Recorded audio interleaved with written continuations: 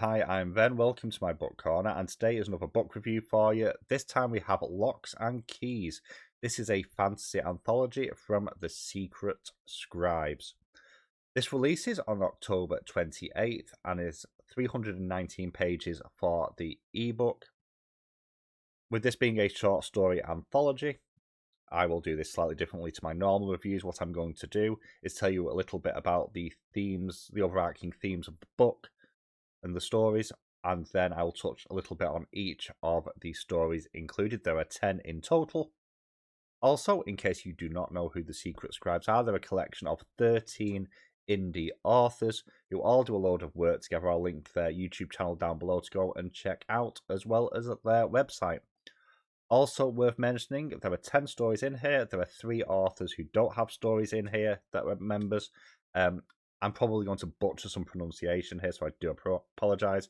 The members that don't have titles in here, but are still well worth checking out, are Lamia N. Bayan, Damien Francis, and Althea Lyons. But we do have 10 other stories to talk about. I'll tell you a little bit about them, hopefully without spoiling anything, including in terms of their vibe. And then at the end, I will tell you what I think of this collection overall, as well as my highlighted stories.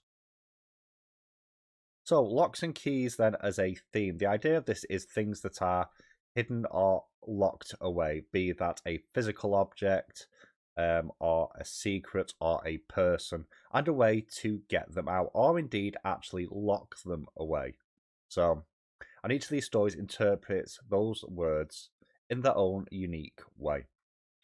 So the first one is A Three-Knot Problem by R.A. Sandpiper.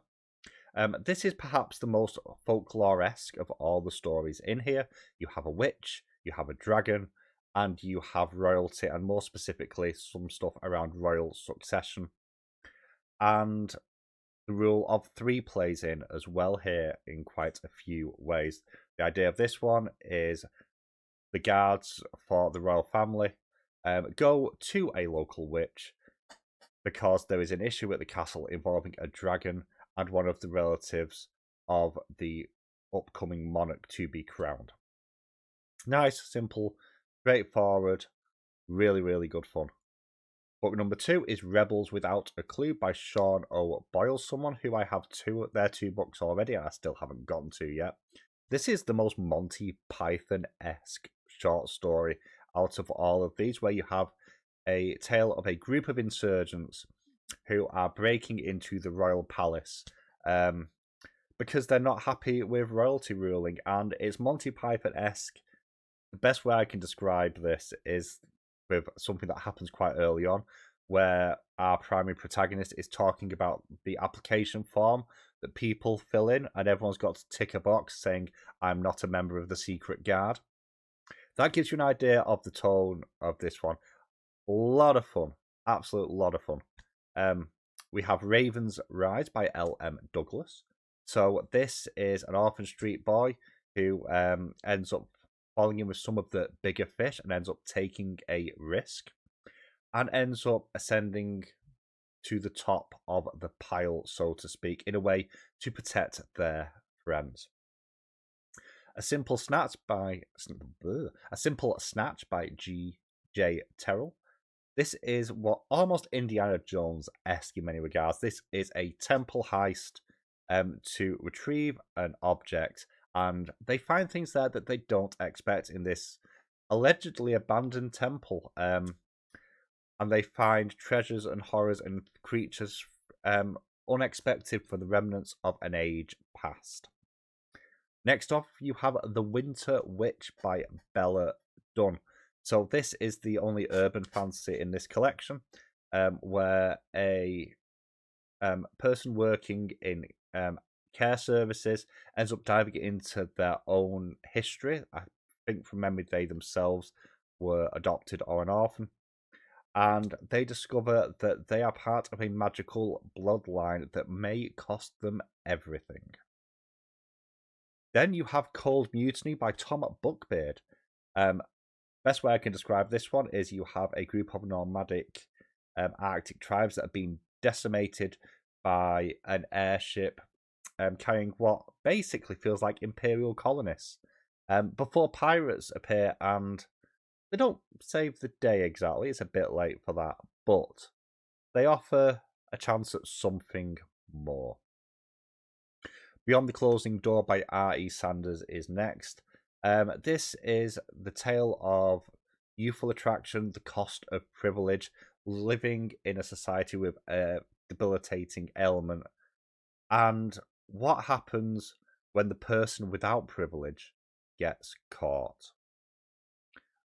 Possibly in some ways one of the darker stories in here, that one.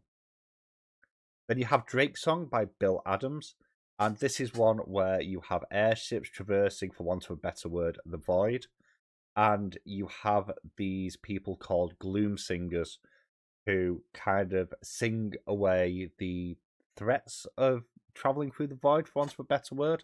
And when an apprentice gloom singer, while singing, comes across a massive threat to the ship, they trust their own instincts and they unlock their own inner ability to try and deal with this. I also love the term gloom singer, just on a side point. When I build my next D&D character, I am going to build a bard blade singer and call them a gloom singer. Or a... No, maybe not actually. Maybe a gloomstalker bard. Anyway, that's D&D talk. That's something else entirely. Up next, we have Cadre's Penance by Dave Lawson. Now, we have had Dave on the channel before. He's the author of The Envoys of War. This takes part in the same universe. If you want to check out my interview with him, it is up above. This is set in the same world, and basically a cook insults a visiting dignitary and is forced by custom to prepare a meal for this delegation that pleases everyone or be banished from their homeland of the Win forever, which would lead to their eventual death because of magical shenanigans. And finally, you have You're the Key by Alex Schuerman. This has very much what I would call Avatar themes. You have a woman from another species visiting the human settlement to try and come to an agreement to stop the humans moving into their area and destroying their ecology and their trees. This is very blood-soaked. I'd say along with Cold Mutiny, this is probably the other really, really dark story in this one. Yeah, very much got Avatar themes of this, the idea of exploitation of resources versus living with nature, so really interesting one there. Before I give my highlights for this, I do want to say this is my favourite short story collection that I've read possibly ever. I don't read a huge amount of short story collections, and part of the fact that I love this so much may be because it's fantasy and that is my preference for reading. But the quality of the writing in here is exceptional. When you consider this is 320 pages long, you're looking at about 30 pages a story, give or take. There's a little bit of variation there. And the amount of world building and the amount of character work that's squeezed into those 30 pages is really, really impressive. And this is a great way to have almost a taster platter of what some of these authors have to offer. The highlights for me personally, I really like Rebels Without a Clue by Sean O'Boyle. I love the humorous tone of this one. It has a bit of absurdity to it that I do occasionally like in my fantasy books. As I already mentioned, Monty Python-esque, almost Discworld-esque actually in some ways. Very excited to get to the 2 books of his that I do already have. Absolutely love that one. And the other highlight for me as well was A Simple Snatch. I do love a fantasy heist tale, and I love the tone of this. This reminded me in some ways of the video game Pillars of Eternity with some of the way the lore was built around it. Bit of a sideways cut, which not everyone will get that one. But I love the fact that this felt like such a big world. And finally, Raven's Rise as well. I do like my morally grey orphan protagonist. That is a character that I like to play in games, and it's a character that I really do like to read. But every story in here is really, really strong. And if you're a fan of fantasy, you will definitely find a short story in here that I think you will really, really enjoy. And it's a great way to get to find these new authors. So overall, I gave Locks and Keys a 4.5 over on Storygraph, which rounds up to a 5 on Goodreads. Have you read any decent fantasy short story collections recently, or read any of these authors before, and you've got any recommendations for where to start? If you do, drop them in the comments down below. Thank you so much for watching, and I will catch you all very soon.